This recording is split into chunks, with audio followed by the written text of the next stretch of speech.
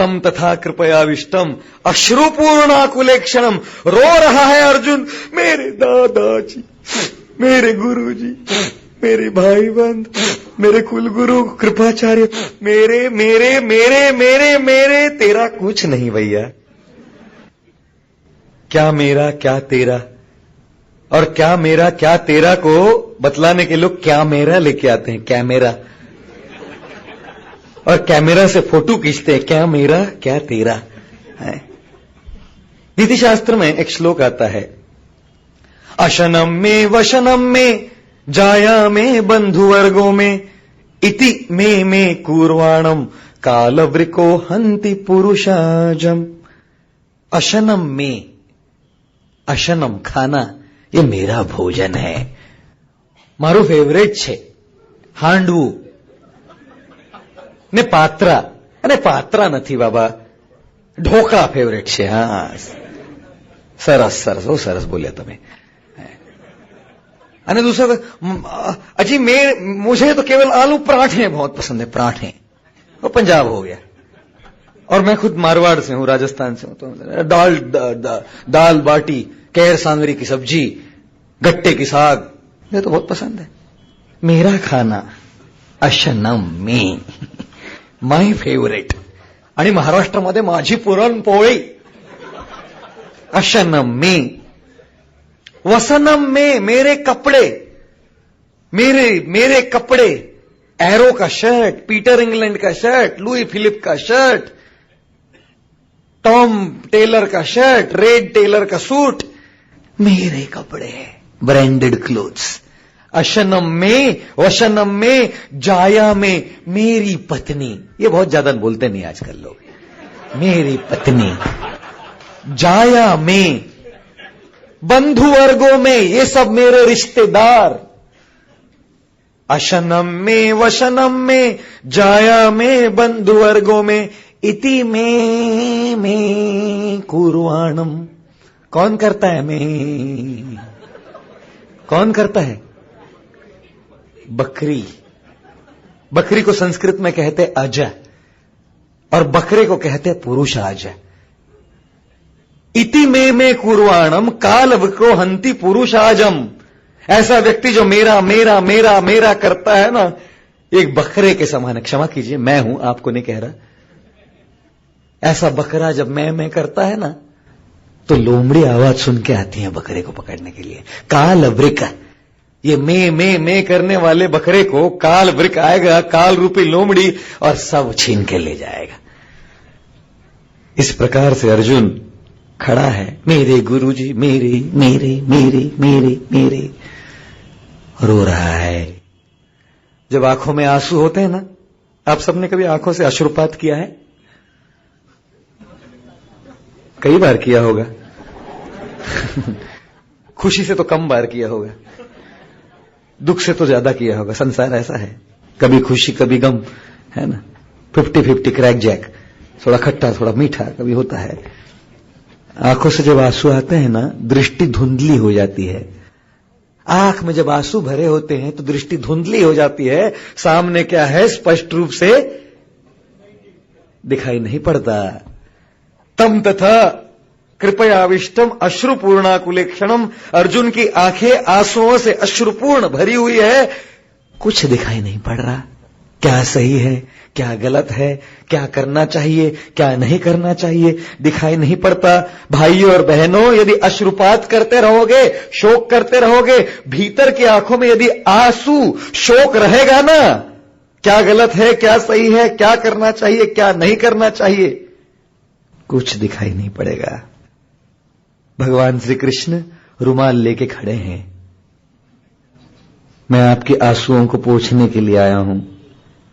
भगवत गीता रुमाल है, भगवत गीता रुमाल है। शोक से रुदान और विलाप करने वाले इस संसार के बद्ध जीवों के भीतर आंतरिक आंसुओं को पोंछने के लिए गीता एक रुमाल है। और जब इस गीता रूपी रुमाल से आंसू पोंछ दोगे ना, तब दृष्टि साफ हो जाएगी, तब दिखाई पड़ेगा कुछ मेरा नहीं, कुछ तेरा नहीं, इस संसार में कुछ किसी का नहीं। और इसीलिए गीता के दूसरे अध्याय का प्रारंभ होता है, अर्जुन के आंखों में आंसू है, दृष्टि धुंधली है। कृष्ण से अर्जुन कहते हैं, उवाच मधुसूदन, हे मधुसूदन, आप मुझ पर कृपा कीजिए। भगवान का नाम मधुसूदन है। क्यों? क्योंकि जब एक बार ब्रह्मा जी के हृदय में ज्ञान था, मधु ने ब्रह्मा जी के हृदय के भीतर से ज्ञान चुराया। वो कैसे किया? कैसे किया कौन जाने। आजकल लोग कंप्यूटर से डेटा तो चुरा सकते हैं, घर से पैसा तो चुरा सकते हैं, हृदय के भीतर से ज्ञान कैसे चुराओगे? यदि मैं यहां आकर बैठूं और आपको कहूं समझ लो मेरे हृदय के भीतर क्या चुराओ? ब्रह्मा जी के हृदय के भीतर से ज्ञान चुरा लिया इस मधु नामक दैत्य ने, मधु कैटब। और भगवान आए और उस मधु राक्षस का वध किया और उस ज्ञान को दोबारा लेकर ब्रह्मा जी को लौटा दिया।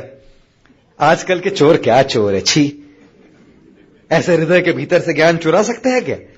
नहीं। एक बार एक पति पत्नी विश्राम कर रहे थे तो घर में चोर घुस गया और पत्नी ने देखा फ्रिज खोल रहा है और उसने बनाया हुआ गाजर का हलवा चुरा के खा रहा है। पति को कहने लगी, अजी उठिए, चोर आ गया, चोर। बोले, अरे सोनी दो, चोर ही तो आया। चोरी तो, अरे चोर आया है। अच्छा क्या चुरा रहा है? मैंने बनाया हुआ गाजर का हलवा चुरा रहा है फ्रिज से। पति ने कहा, अच्छा किसको बुलाओ, पुलिस को कि एम्बुलेंस को? तुमने बनाया ना गाजर का हलवा, तो क्या होगा खाने के पश्चात पता नहीं, बताओ पुलिस को बुलाओ कि एम्बुलेंस। विदेश में, अमेरिका में एक बार एक चोर चोरी करने गया और घर में गया तो बिल्कुल धीमे धीमे घर में तिजोरी की ओर जा रहा था तो नाइट लैम्प जो था वो गिर गया, आवाज हो गई। और घर में जो महानुभाव रहते थे जग गया। जो महानुभाव जी जग गए तो चोर ने सोचा अब तो कैसे चोरी करूं। भाग रहा था, तीसरे माले पे घर था और जो ड्रेनेज पाइप है उससे नीचे उतरने के लिए रसोई घर से होते हुए भाग रहा था। वहां फ्रिज दिखा। बोला कुछ तो ले जाना चाहिए यहां से, इतना घर में मेहनत करके आया, कुछ तो ले जाना चाहिए। फ्रिज के ऊपर जो भी हाथ में आया उठाया और ड्रेनेज पाइप से उतर के अपने अड्डे पे चला गया। फ्रिज पे से क्या प्राप्त किया, क्या चुराया? भगवत गीता यथारूप, Bhagavad Gita as it is चुराया जाते जाते। सच्ची कहानी है। और संपूर्ण गीता का अध्ययन किया, ऐसे जीवन में परिवर्तन आ गया। वो उसके जीवन की आखिरी चोरी थी। कब चोरी नहीं की। परम पूज्य श्रील भक्तिवेदांत स्वामी प्रभुपाद के इस्कॉन संस्था से आके संलग्न हो गया। आज एक दीक्षित भक्त है इस्कॉन में। आखिरी चोरी हुई, गीता से परिवर्तित हो गया। मधु के हृदय से ज्ञान चुरा लिया था, ब्रह्मा जी के हृदय से। कृष्ण ने मधु का वध किया और ज्ञान लौटा दिया। अर्जुन कहता है, हे मधुसूदन, उनका ज्ञान तो लौटा दिया आपने, मेरा ज्ञान निकल गया, अब आप मेरा भी ज्ञान लौटा दीजिए, मेरी भी शंका का निरसन कर दीजिए। अर्जुन भ्रमित है, कंफ्यूज्ड है। ऐसे परिस्थिति में द्वितीय अध्याय में एक और महत्वपूर्ण सिद्धांत हम देखते हैं। अर्जुन कृष्ण का गुरु के रूप में आश्रय लेता है। जब तक गुरु नहीं तब तक गीता का सिद्धांत समझ में नहीं आएगा। कार्पण्य दोषोपहता स्वभावा पृच्छामि त्वाम धर्म सम्मूढ़ चेता यच्छ्रेयस्या निश्चितम ब्रूहि तन्मे शिष्यस्ते हम शाधि।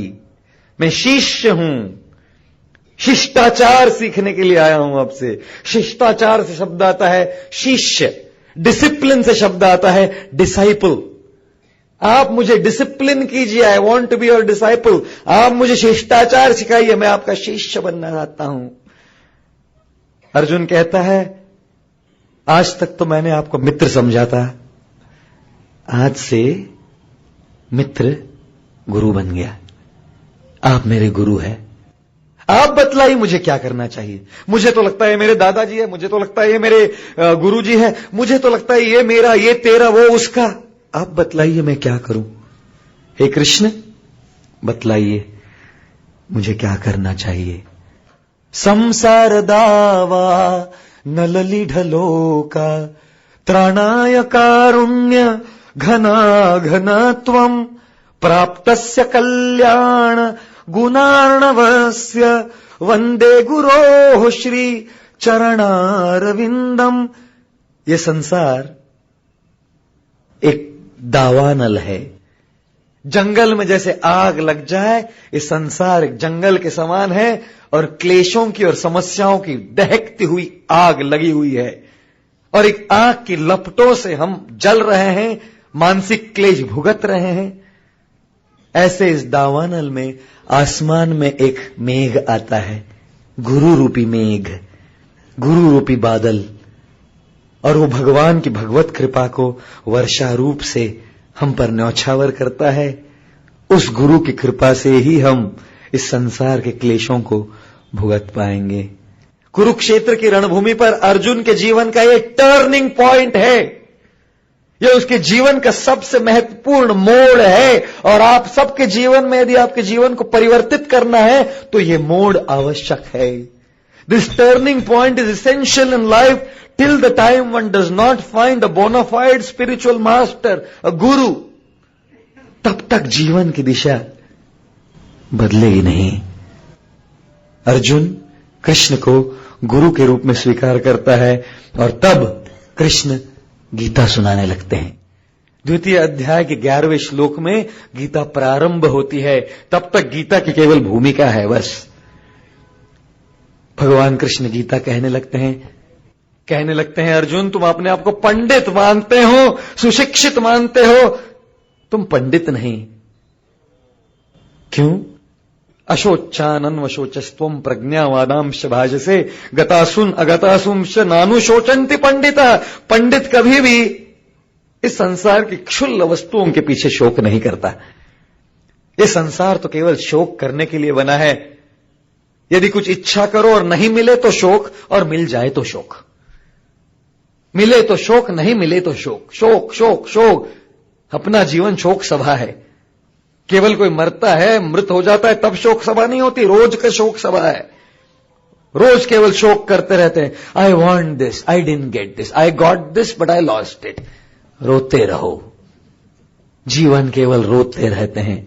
एक बार एक व्यक्ति एक पागल खाने में गया और देखा, डॉक्टर के साथ जा रहा था, देखा कि एक व्यक्ति फांसी का फंदा बांधा है, स्टूल पर खड़ा है और गले में यूं ऐसा गला डाल के अभी तक फांसी लगाया नहीं, बस लैला लैला लैला रोए जा रहा है।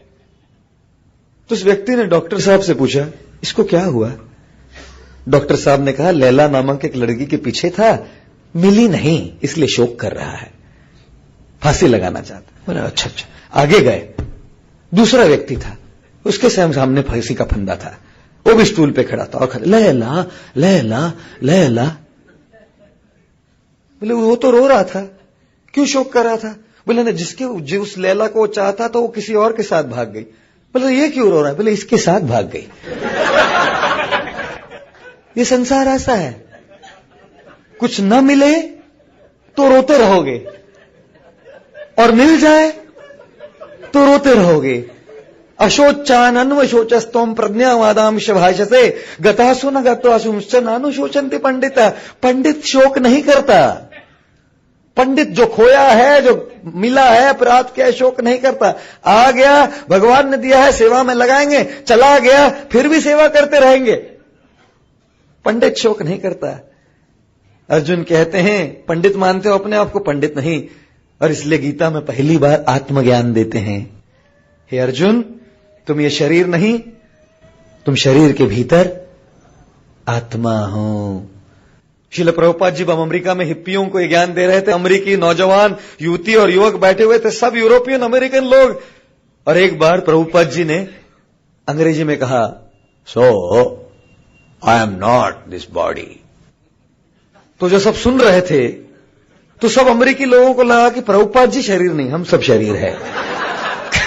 ये उदाहरण के तौर पे बोल रहे थे कि हम सब ये शरीर नहीं है, तो मैं शरीर नहीं हूं। तो सबको लगा वो शरीर नहीं है, हम सब शरीर है। ये अमेरिकी लोगों के पहले आत्मा के सिद्धांत तो कभी सुना नहीं था। और प्रभुपाद जी ने बड़ा सरल सिद्धांत दिया, कहने लगे शरीर एक कार के समान है। 2 हेडलाइट है देखिए, 4 पहिए है देखिए, 2 और 2 नीचे, और पेट्रोल की टंकी है, खाली है। जानता हूं प्रवचन 7:30 बजे खाली समाप्त होगा, पेट्रोल भरने के लिए घर जाएंगे हम लोग, जानते हैं। पत्नी ने पेट्रोल बना के रखा होगा घर में बनाने के लिए, माँ भाई जो भी है आपकी, जो शादीशुदा नहीं बोले पत्नी क्यों बोल रहे हैं, आपकी माँ ने बना के रखा होगा वो जब। और कार की एक इंजन भी है, हृदय, और कार का हॉर्न बंद ही नहीं होता, दिन भर बजता रहता है, पै पै पै पै चलता रहता है हॉर्न। श्रील प्रभुपाद जी ने बड़ा सरल उदाहरण दिया, लेकिन जब तक इस गाड़ी के भीतर ड्राइवर नहीं होना, गाड़ी आगे बढ़ेगी नहीं। जब तक इस गाड़ी के भीतर आत्मा ड्राइवर नहीं होना, ये गाड़ी चलती नहीं। इस गाड़ी में फर्क क्या है, जब ड्राइवर उतर जाता है ना, लौट के नहीं आता, दूसरा मॉडल लेना पड़ता है आगे जाके। ये मॉडल तो वापस मिलेगा नहीं आपको। ये सरल सिद्धांत कृष्ण अर्जुन को दे देते हैं, दोबारा केजी वाला ज्ञान है, ये नर्सरी वाला ज्ञान है, दोबारा गीता में दोहराएंगे नहीं। एक बार दोहरा देते हैं, बस तुम शाश्वत चिरकालीन आत्मा हो, तुम ये शरीर नहीं हो, निराश मत हो। भीष्म, द्रोण, कृपाचार्य इत्यादि सब शरीर नहीं, आत्मा है। तुम जो मारोगे वो तो शरीर है, उसकी आत्मा तो चिरकालीन है। बोले अच्छा हुआ आपने बता दिया, वो जो मेरा जिसके साथ 36 का आंकड़ा था ना, मैं अब उसको जाता हूं और शोक क्या करना। देखिए कृष्ण की गीता के आधार पर जी रहे हैं। शरीर ही तो मरा है, उसकी आत्मा तो चिरकालीन शाश्वत है, मर थोड़ी नहीं वाले ही। गया भारत सरकार नहीं मानेगी आपको। कृष्ण तो मान जाएंगे भले ही, लेकिन भारत सरकार नहीं मानेगी आपको। हम नियम को अपने हाथ में नहीं ले सकते। अर्जुन क्षत्रिय था, उसका वो कर्तव्य था, भगवान ने उसको अपना कर्तव्य करने के लिए निहित कर दिया। आपका ये कर्तव्य नहीं, नियम को हाथ में नहीं लीजिए, किसी को नहीं मारिए, अपनी जीव की लालसा को पूर्ण करने के लिए किसी पशु हत्या का नहीं कीजिए, उसमें भी आत्मा है। बोले आत्मा तो शाश्वत है, शरीर को मार रहे हैं, भोजन की पूर्ति कर रहे हैं, जीव के चोचले पूरे कर रहे हैं। जी नहीं, आत्मा चिरकालीन शाश्वत है। नैनम छिन्नन्ति शस्त्राणि नैनम दहति पावकः न चैनम क्लेदयन्त्यापो न शोषयति मारुतः। आत्मा के शस्त्र से विदीर्ण नहीं होता, नष्ट नहीं होता। तुम्हारे अस्त्र शस्त्र हे अर्जुन क्या भीष्म द्रोण को नष्ट करेंगे? चिंता मत करो, वो शाश्वत है, चिरकालीन है। अपने आप को शरीर मत मानो, आप शरीर के भीतर आत्मा है, वो व्यक्ति है। कभी कभी किसी के अंतिम संस्कार में जाइएगा तो पत्नी जोर जोर से चिल्लाती है, मेरा पति मुझे छोड़ के चला गया रे, मेरा क्या होगा रे। मेरा क्या होगा, उसका क्या होगा नहीं बोलती है, उसमें भी मेरा क्या होगा। मुझे छोड़ के चले गए, मैंने छोड़ी ने चली गया, अरे मारसू, अरे छोड़ी ने चली गया। छोड़ के चले गए, कौन छोड़ के चले गए? पति। पति, ये रहे पति, ये रहे पति सामने। नहीं, ये मेरे पति नहीं है, मेरे पति तो छोड़ के चले गए, ये तो मेरे पति का देह है। ये जाने के बाद पता लगता है ये मेरे पति नहीं है। जीवन भर मेरा पति मारा, पति मारा, पति मारा, पति माया हस्बैंड करके घूमती रहती है, और फिर अंत में पता लगता है अरे ये तो देह है मेरे पति का, पति तो भीतर थे, वो छोड़ के चले गए। और हम सब समझते हैं मैं ये शरीर हूं। एक बार पंडित जवाहरलाल नेहरू एक पागल खाने में गए, और जब पागल खाने में गए तो एक पागल दौड़ा दौड़ा दौड़ा दौड़ा आया। बोले कौन हो तुम? नेहरू जी ने कहा मैं भारत का पंत प्रधान हूं। पागल ने कहा जब मैं यहां आया ना, मैं भी ऐसा कहता था, आइए स्वागत आपका स्वागत है पागल खाने में। पागल किसको कहते हैं? पागल वो है जो अपने आप को कुछ और समझता है जबकि है कुछ और। यदि हम अपने आप को शरीर समझे जबकि हम आत्मा है तो हम कौन है? पागल। हम सब भगवान के शाश्वत चिरकालीन स्फुलिंग है। We are all eternal parts and parcels of Krishna servants. और यदि हम इस बात को जान ले तो निश्चित रूप से जीवन परिवर्तित होगा। गीता में 2 अध्याय में कृष्ण आत्मज्ञान कराते हैं और पहली बार योग शब्द का प्रयोग करते हैं। आज जैसे हम योगा कहते हैं ना, योग, तो अपने आंखों के सामने क्या आता है? कोई कुछ आसन कर रहा है, हाथ पीछे से जा रहा है, नाक पकड़ के बैठा है, ये अपने आंख के सामने दृश्य आता है, योग है कि नहीं? और सबको एक योग तो अच्छा लगता है, शवासन।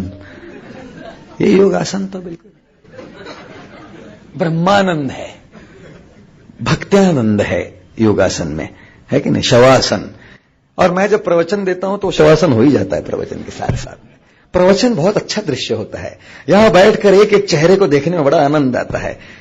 पहले कौन से आसन में होते हैं, एक एक अलग अलग आसन होते हैं, और कभी कभी एकदम समाधि में चले जाते हैं योग समाधि में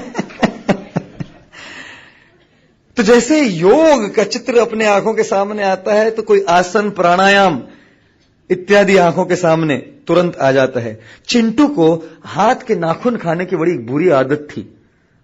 चिंटू को रामदेव बाबा के योगा शिविर में ले गए तो चिंटू लौट के आया, हाथ के नाखून की आदत चली गई, अभी पादांगुष्ठान करता है, पैर के नाखून खाता है। एक 99 वर्ष के व्यक्ति गुजर गए, 99 वर्ष के थे, एक सेंचुरी में 1 बज गया था, बस चले गए। स्वर्ग लोक में आए और सुंदर सुंदर अप्सराओं को देखा, उर्वशी, रंभा, मेनका, रोने लगे। बोले पहले आता तो आनंद होता। कहने लगे रामदेव बाबा नहीं होता तो 30 साल पहले ही आ जाता। उन्होंने प्राणायाम सिखाया, 30 साल तक देरी हो गई। अरे अच्छा है, कुछ अच्छा सिखाया, उन पे भी गाली दे रहे हैं। देखिए, अच्छा सिखाने वालों को भी लोग आजकल व्यंग्यात्मक दृष्टि से गाली देने लगते हैं। गांधी जी को गाली देते हैं, अच्छा काम किया, वैराग्य सिखाया, उनको भी गाली देते हैं कई बार। उनके लिए भी एक कुछ कविता बना देते हैं, इस प्रकार की, उनका भी मजाक उड़ाते हैं।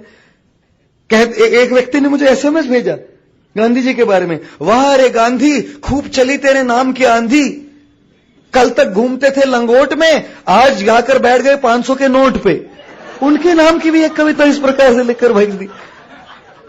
इस संसार में ना अच्छे आदमी को भी लोग छोड़ते नहीं, अच्छे आदमी को भी लोग छोड़ते नहीं।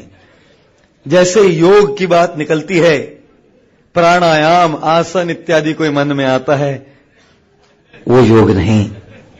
योग का मतलब क्या है? योग का मतलब है जोड़ना। योग ये संस्कृत धातु युज्य से आता है। श्रील प्रभुपाद जी अपने गीता दर्शन में समझाते हैं, योग ये शब्द युज्य से आता है, और युज्य का मतलब है 2 वस्तुओं को जोड़ना। जिस प्रकार से कई बार लोग विवाह करते हैं, उसको विवाह योग कहते हैं। क्यों? क्योंकि एक पुरुष और स्त्री के बीच में ये संबंध को जोड़ रहे हैं। वो योग कितने दिन तक योग रहता है आजकल तो पता नहीं। आजकल के विवाह तो कब तक टिकते हैं भगवान जाने। कहते हैं love at first sight, divorce at first fight. आजकल का विवाह है love at first sight, divorce at first fight. योग का मतलब है 2 लोगों को जोड़ना, केवल कोई आसन, प्राणायाम इत्यादि नहीं। ये योग का एक अंग है। योग का मतलब है भगवान के साथ अपना संबंध पुनः प्रस्थापित करना। हम सब भगवान की संतान है, कल मैंने बताया था। विद्रोह करके यहां आए और अपने भगवान के साथ का जो संबंध है, शाश्वत संबंध है, उसकी हमें विस्मृति हो चुकी है, उसको हम भूल चुके हैं। गीता का संदेश है योग के हिसाब से अपने जीवन को जीना, जिससे हम भगवान के साथ अपना संबंध पुनः प्रस्थापित कर पाएं। और यदि किसी भी आध्यात्मिक मार्ग में यह न सिखाया जाए कि भगवान के साथ हम अपना संबंध कैसे जोड़े, तो वो योग नहीं है।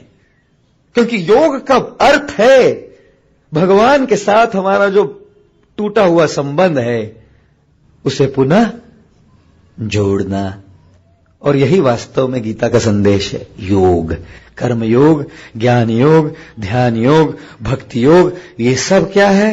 अलग अलग तरीके हैं संबंध भगवान के साथ पुनः प्रस्थापित करने के, पुनः जोड़ने के। इसलिए कल ही मैंने बताया था गीता का संदेश छोड़ना नहीं, गीता का संदेश जोड़ना है। कुछ छोड़िए मत, भगवान को जोड़िए। आपको एक प्रश्न पूछता हूं।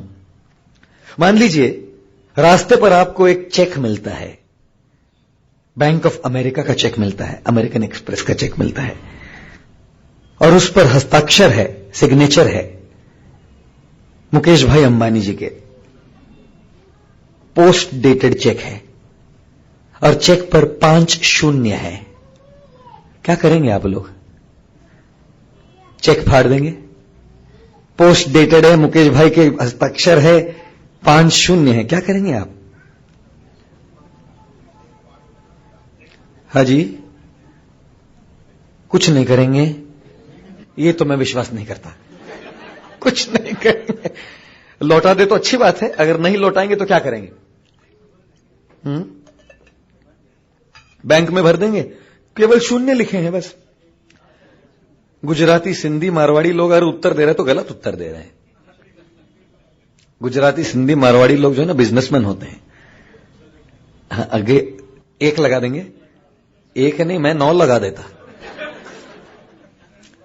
ये तो उदाहरण दे रहा हूं, ऐसे तो नहीं करेंगे, उदाहरण के तौर पे दे रहा हूं।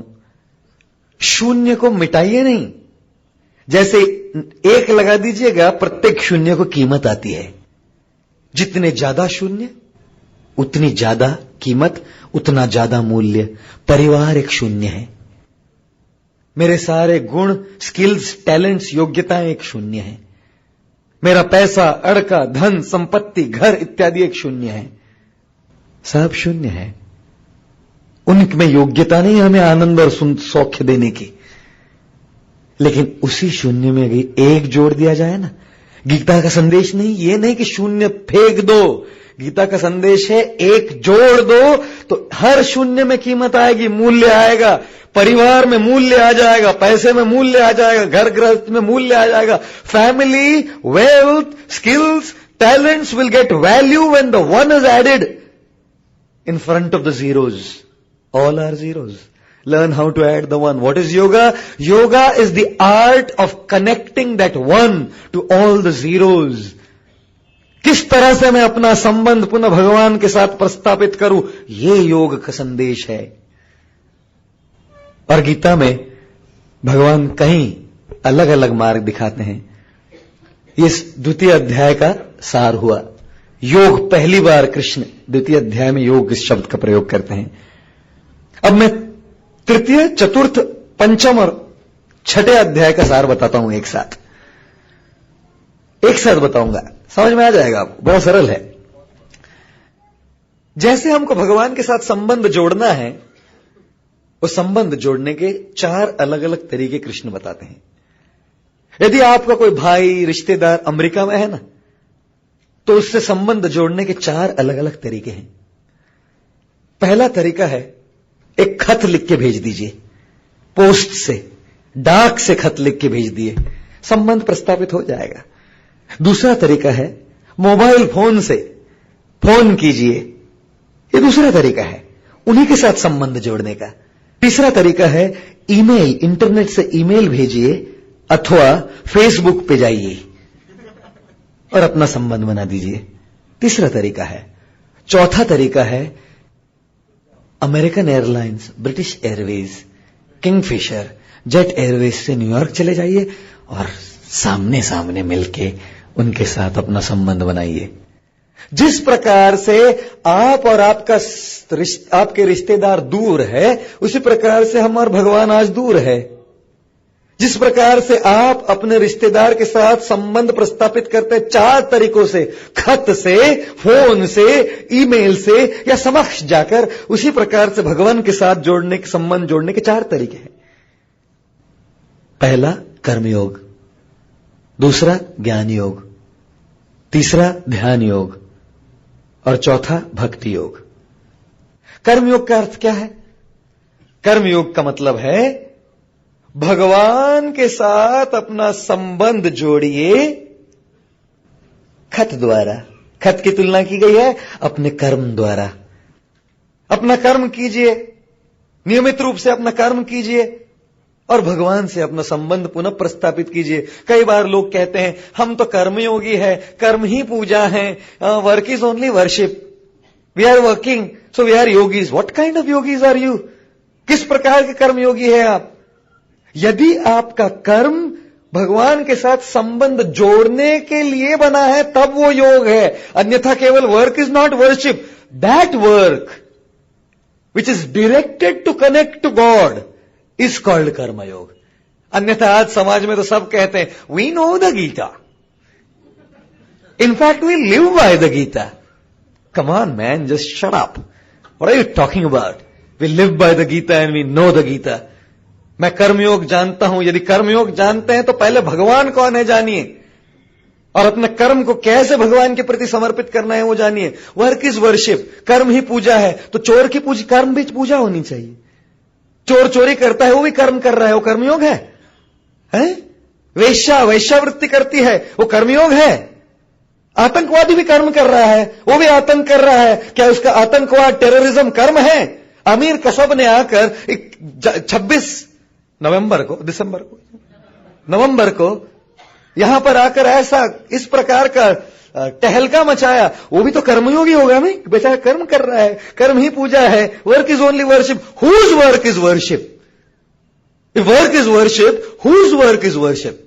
कर्म ही पूजा है, कौन सा कर्म पूजा है? कोई भी कर्म पूजा नहीं है।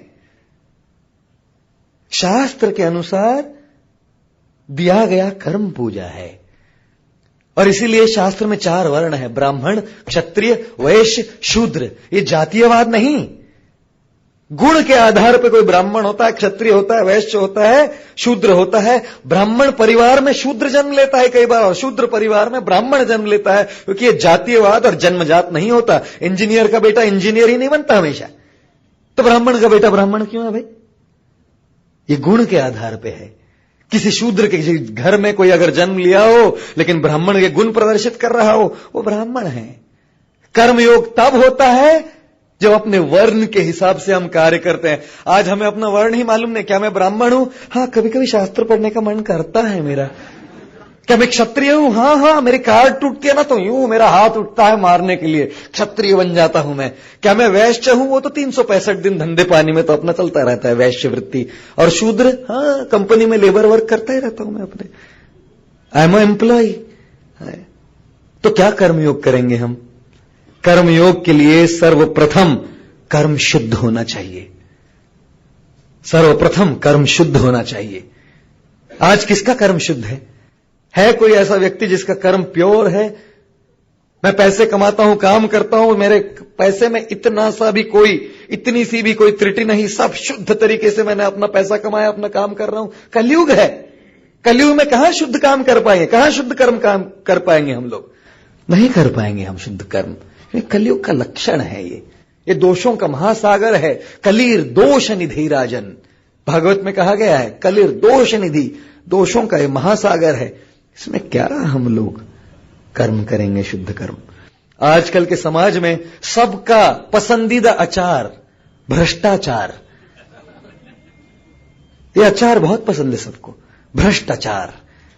हर रोज खाते हैं भ्रष्टाचार। रंग अलग अलग होता है, स्क्वायर शेप में आता है, टेबल के नीचे से आता है। भ्रष्टाचार सबका पसंदीदा अचार है ना। किसका कर्म शुद्ध है आज? सबका कर्म भ्रष्ट है। ये कलयुग है। क्या कर्मयोगी बनेगा व्यक्ति? कर्मयोग का सबसे पहला लक्षण है शुद्ध कर्म कीजिए। कौन है जो शुद्ध कर्म कर सकता है? आज कोई हाथ पर, हृदय पे हाथ रख के कह सकता है निष्कलंक काम करता हूं मैं, एक गलती नहीं की मैंने जीवन में अपने काम में? कह सकता है कोई? कैसे कर्मयोगी है इस कलयुग में आज के लोग? और ठीक है, कुछ काम काज कर ले, जब नतीजा निकले ना तो समर्पित कीजिए कुछ भगवान को। जब देने का समय आता है ना तो बोले वो तो work is worship, result of work is not worship. कर्मण्येवाधिकारस्ते अच्छा है, मां फलेषु कदाचन अच्छा नहीं, फल मेरे लिए, काम कर्मयोग के लिए। देते नहीं लोग। एक बार 1 रुपये के नोट में और 1000 रुपये के नोट में चर्चा हो रही थी। 1000 रुपये के नोट ने 1 रुपये के नोट की भर्त्सना की। कहने लगे छी, 1 रुपये की नोट गई गुजरी कहीं की। मैं देखो 1000 रुपये की नोट, मैं ताजमहल होटल में जाकर आई, मैं ऊटी मसूरी जाकर आई, मैं उस सुनील्स म्यूजियम जाके आई, एक्सप्रेस हाईवे पे पूना, मैं सब जगह घूम के आई। तू कहां गई है? 1 रुपये के नोट ने कहा मैं वहां गई हूं जहां तू कभी नहीं गई। तो 1000 रुपये के नोट ने कहा कहां? बोले मंदिर का जो चंदा देने का जो बक्सा होता है ना, डोनेशन बॉक्स में, वहां मैं गई हूं, वहां मैं हमेशा जाती हूं, तू कभी नहीं जाती वहां। कर्मयोग फल समर्पित करेंगे, बड़ा कठिन है। एक मंदिर के अध्यक्ष आए और अपने सारे जो मंदिर के सदस्य थे उनसे कहने लगे हमारे मंदिर के कंस्ट्रक्शन के लिए, निर्मित के लिए एक अच्छी खबर है, एक बुरी खबर है। अच्छी खबर यह है कि पैसा सब है, बुरी खबर है सब आपके जेब में है। बनिए, थोड़ा कर्मयोगी बनिए, अपना फल भगवान के प्रति समर्पित कीजिए। कलयुग में कर्मयोग करना बड़ा कठिन है। ये खत है। दूसरा क्या है? Mobile phone. भगवान के साथ संबंध प्रस्थापित करने का दूसरा तरीका ज्ञान योग। ज्ञान योग में ज्ञान द्वारा, ज्ञानार्जन द्वारा भगवान के साथ अपना संबंध हम प्रस्थापित करते हैं। कैसे करेंगे? ज्ञान के द्वारा, वेदांत के द्वारा, वेदों के ज्ञान के द्वारा। ज्ञान समझना सरल है। वेदांत दृष्टि को कलयुग के जीव कुछ गिने चुने लोग हैं जो समझ पाते हैं। प्रेमपुरी जी मुझे कल बता रहे थे कि प्रेमपुरी जी, स्वामी जी वेदांत दृष्टिकोण बतलाते थे। कलयुग के जीव ऐसे भ्रष्ट जीव है ना, वेदांत का दृष्टिकोण कुछ गिने चुने सौभाग्यशाली जीव ही समझ सकते हैं। ज्ञान योग सरल नहीं। ज्ञान योग समझना चाहते तो पहले संस्कृत जानना होगा। संस्कृत को समझने के लिए 12 वर्ष लगते हैं। 12 वर्ष तो केवल संस्कृत समझने में जाएंगे। तत्पश्चात किताब पढ़िए, फिर निर्विशेष ब्रह्मानुसंधान कीजिए। ये क्या है? कभी और आके प्रेमपुरी आश्रम में मैं बतलाऊंगा निर्विशेष ब्रह्मानुसंधान क्या होता है। क्या करेंगे ज्ञान योग? अरे आधुनिक समाज में तो गणित ये सब नहीं समझ में आता, वेदांत क्या समझ में आएगा? एक विद्यार्थी कक्षा में था, उसको टीचर ने बताया, प्रश्न पूछा, बेटा tell me if A is equal to B, B is equal to C, then A is equal to C, give me a practical example. अगर A B के बराबर है, B C के बराबर है, तो A C के बराबर है। एक ज्वलंत उदाहरण दीजिए। तो कक्षा के विद्यार्थी ने कहा, very simple teacher, I love you, you love your daughter. So,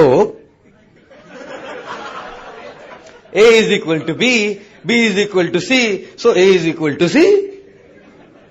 अरे ज्ञान का कचुंबर कैसे बनाना ना, कलयुग के जीव से सीखना चाहिए। यदि वेदांत दृष्टिकोण देंगे ना उनको, यूं कचुंबर बना के अपना तर्क वितर्क करके कहते हाँ हम तो भगवान से जुड़े हैं ज्ञान योग द्वारा। भ्रष्ट हो गई हमारी बुद्धि कलयुग में।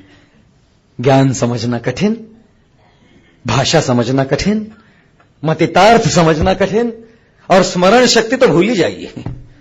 स्मरण शक्ति है कहां? इसलिए ज्ञान योग भी कलयुग के लिए उपयुक्त योग नहीं। तीसरा मार्ग ईमेल, ध्यान योग। इसको सुनिए आप, कृष्ण 6 अध्याय में कहते हैं ध्यान योग का वर्णन है। कर्म योग, ज्ञान योग, ध्यान योग। ध्यान योग में बताते हैं पहले घर छोड़ दीजिए। तैयार हैं? घर छोड़ के पहले हिमालय में जाइए, किसी शांत स्थान पर। ब्रह्मचर्य का पालन करिए। गृहस्थ नहीं हो सकते आप, घर गृहस्थी में नहीं जी सकते ध्यान योग करने के लिए। तत्पश्चात यूं बैठिए, आपकी पीठ, आपकी गर्दन, आपका सर समकाया शिरोग्रीवम, एक ही। और फिर नासिकाग्रा, संप्रेक्ष नासिकाग्रम तम, यूं देखिए आंख की नाक की टोक पर देखिए, नोक पर देखिए। आंखें यूं रखेंगे, खुली रहेंगी तो यहां वहां ध्यान चला जाएगा। आंखें बंद कर देंगे तो शवासन हो जाएगा। नासिका की नोक पे देखिए, देख के कोशिश कीजिए, अभी प्रयास कीजिए, 30 सेकंड में सरदर्द शुरू हो जाएगा। ध्यान योग, अष्टांग योग। घर छोड़िए, आसन कीजिए, प्राणायाम कीजिए, प्रत्याहार कीजिए, ध्यान धारणा समाधि। और इतना करने के बाद सतयुग में 60,000 साल का ध्यान योग और विश्वामित्र मुनि। हाय, एक रंभा, एक उर्वशी, एक मेनका की पायल गूंजने लगती है ना कान में, सारा ध्यान। और ये सतयुग की बात कर रहा हूं मैं। आज कलयुग में कोई मेनकाओं की पायल की आवश्यकता नहीं। मोबाइल फोन में पायल बजते रहते हैं, कई बार घर में सब पायल बजते रहते। टीवी चालू कीजिए, पायल बजता रहेगा। क्या ध्यान योग करेगा व्यक्ति कलयुग में? अर्जुन कहता है, आपने कहा मन पे संयम कीजिए, चंचलम ही मन कृष्ण प्रमाथि बलवद दृढ़म तस्याहम निग्रहम मन्ये वायोरिव दुष्करम। आप मुझे कहते हैं मन लगाओ, ध्यान करो। हे कृष्ण, असंभव। ये मन चंचल है, यूं भागता है। आप सबने भी इसका अनुभव किया होगा। आप सब बैठे हैं मेरे प्रवचन में, आशा है कि आपका मन मेरे साथ है। हो सकता है कि आपका मन कहीं और है। अगर नहीं हो तो गीता का श्लोक गलत है। यदि आपका मन मेरे प्रवचन के बीच में कहीं और नहीं गया हो तो गीता का श्लोक गलत है। बीच में ही मन चला जाता है। आज सांझ ना भोजन में शू छे, आज शाम को भोजन में क्या रहेगा, क्या होगा, ये ऐसा क्यों कहा इन्होंने, ऐसा कैसे कह सकते हैं, ये गलत है, ये सही है, ये नहीं। मन तो बच्चे की तरह कभी यहां कभी वहां, कभी यहां कभी वहां चंचल दौड़ता रहता है। हे कृष्ण मुश्किल लगता है कृष्णा ये ध्यान योग। 6 अध्याय के अंतिम श्लोक में भगवान कहते हैं, योगिनामपि सर्वेषां मद्गतेनन्तरात्मना श्रद्धावान भजते यो माम समे युक्त तमो मतः। समस्त योगियों में कर्म योगी, ज्ञान योगी, ध्यान योगी और भक्ति योगियों में सर्वश्रेष्ठ कौन है? कृष्ण बताते हैं, श्रद्धावान भजते। श्रद्धावान कर्मते नहीं, श्रद्धावान ज्ञायते नहीं, श्रद्धावान ध्यायते नहीं, श्रद्धावान भजते। जो भक्तिपूर्वक मेरा भजन करता है वो सर्वश्रेष्ठ योगी है। और कृष्ण का ये मत है, गीता का ये मत है कि भक्ति योग सर्वश्रेष्ठ योग है। क्यों? क्योंकि भक्ति योगी कर्मयोगी अपने आप ही है, वो तो काम करेगा ही। भक्ति योगी है, भगवान से प्रेम करता है। ये चौथा तरीका है संबंध जोड़ने का, प्रेम द्वारा भगवान का संबंध जोड़ना। अरे प्रेम होगा ना किसी से तो केवल नहीं कहेगा आई love you, I love you, I love you. कोई एक लड़का कहता है लड़की से आई लव यू, कहता है let me take me to Barista for a coffee ना, नो आई लव यू। अरे coffee, I love you. What is the meaning to love? यदि सही में प्रेम करते हो तो कुछ करो। प्रेम का मतलब केवल शब्द या भावना नहीं, प्रेम का मतलब है कार्य। यदि कोई भक्ति योगी है और भगवत प्रेमी है, भगवान से प्रेम करता है तो अपने आप ही कर्मयोगी बनेगा, अपने आप ही भगवान के लिए अपना कार्य करेगा। लेकिन इसमें अब कार्य का नियम नहीं, जैसे कर्मयोग में है ब्राह्मण क्षत्रिय वैश्य शूद्र के, जो भी करते हो मेरे लिए करो। यत् करोषि यदश्नासि यज्जुहोषि ददासि यत् तपस्यसि कौन्तेय तत्कुरुष्व मदर्पणम। जो भी करते हो कोशिश करो कि अपने कर्म में गलत काम कम से कम हो। गलत काम करना इस कलयुग में नामुमकिन है जब आप अपना प्रोफेशन कर रहे हो तो, लेकिन कम से कम जितना हम घटा पाए उतना घटाए और भगवत से प्रेम करके अपना संबंध जोड़े। अपने आप एक भक्ति योगी कर्मयोगी है, अपने आप एक भक्ति योगी ज्ञान योगी है। क्योंकि भक्ति योगी जो है श्रीमद् भागवत, श्रीमद् गीता और समस्त उपनिषदों का ज्ञान पढ़ता है। यूं नहीं कि वो केवल एक भावुक व्यक्ति है, लेकिन उस ज्ञान से भगवान के प्रति प्रेम बढ़ाता है। प्रेम से संबद्ध है, ज्ञान द्वारा नहीं। एक भक्ति योगी अपने आप ही ध्यान करता है, भगवान के सुंदर रूप पर ध्यान करता है। पितामह भीष्म शरशैया पर लेटे हुए हैं और इस शरशैया पर लेटते हुए प्रतीक्षा करते हैं कृष्ण की। जब कृष्ण आते हैं मकर संक्रांति के दिन, भगवान के सुंदर छवि पर अपना ध्यान लगाते हुए अपने शरीर का परित्याग करते हैं पितामह भीष्म। भगवान का नाम जपते हैं भक्त, हरे कृष्ण जप करते हैं। ध्यान योग है, भगवान के नाम पर ध्यान लगाते हैं। भक्ति योग में कर्म योग भी आता है, ज्ञान योग भी आता है, ध्यान योग भी आता है। कृष्ण कहते हैं ऐसा योगी समय युक्त तम, सर्वश्रेष्ठ योगी मैं मानता हूं जो भक्ति योगी है। ये उनका मत है, हमारा मत नहीं।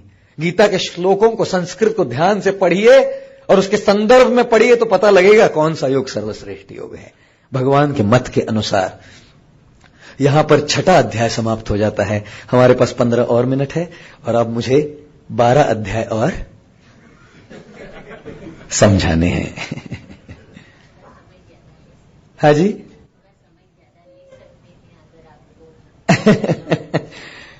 श्रीमती मालिनी जी श्रॉफ जी कह रही है कि थोड़ा समय ज्यादा ले सकते हैं यदि आपको इसका समापन करना है। आप में से कितने लोग 15-20 मिनट ज्यादा बैठने के लिए तैयार है? अरे क्या बात है कमाल है। ऐसे श्रोतागण तो मुझे मिलते नहीं कभी कि बोले और बोलिए।